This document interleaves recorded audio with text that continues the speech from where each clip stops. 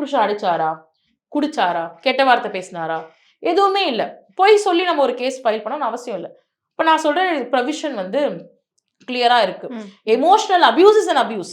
Emotional abuse ஆயிருக்கா இந்த பொண்ணு. மென்டலா இந்த பொண்ணு அவ்வளவு வயலன்ஸ் பண்ணிருக்காங்க. கல்யாணம்ன்ற பேர்ல உள்ள கூட்டு வந்து அவன் வீட்ல தங்க வைக்கல. மாமியார் வீட்லயோ அவன் வீட்லயோ தங்க வைக்கல. தனியா வீடு எடுத்து நீ தனியா தங்குன்னு சொல்லிட்டான். வாழவே இல்ல அந்த பொண்ணு கூட. இது எவ்ளோ பெரிய எமோஷனல் அபியூஸ் அந்த பொண்ணுக்கு குடுக்கும். அப்படின்னும்போது மத்தவங்க அட்வைஸ் பண்றாங்க. நீங்க இது போட்டா கேஸ் ஸ்ட்ராங்கா நிக்குமா? அவன் அடிச்சான்னு சொல்லுங்க. கெட்ட வார்த்தை பேசினான்னு சொல்லுங்க. அவசியம் இல்ல.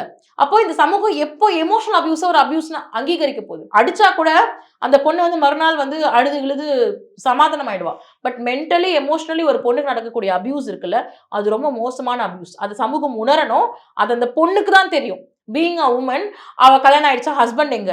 எப்ப குழந்தை பொறக்கும்? 1008 கேள்விக்கு அவ பதில் சொல்லணும். அவளுக்கு ஒரு ட்ரீம்ஸ் இருந்திருக்கும். அந்த ட்ரீம்ஸ் எல்லாம் ஏன்னா இத நான் ஏன் இவ்ளோ இதுவா சொல்றேன்னா, நான் பார்க்கிறேன். அந்த பொண்ணோட எமோஷன்ஸ டெய்லி பார்க்கிறேன். டெய்லி ஒரு வாட்டி ஹியரிங் வரும்போது அந்த பொண்ணு அழும்.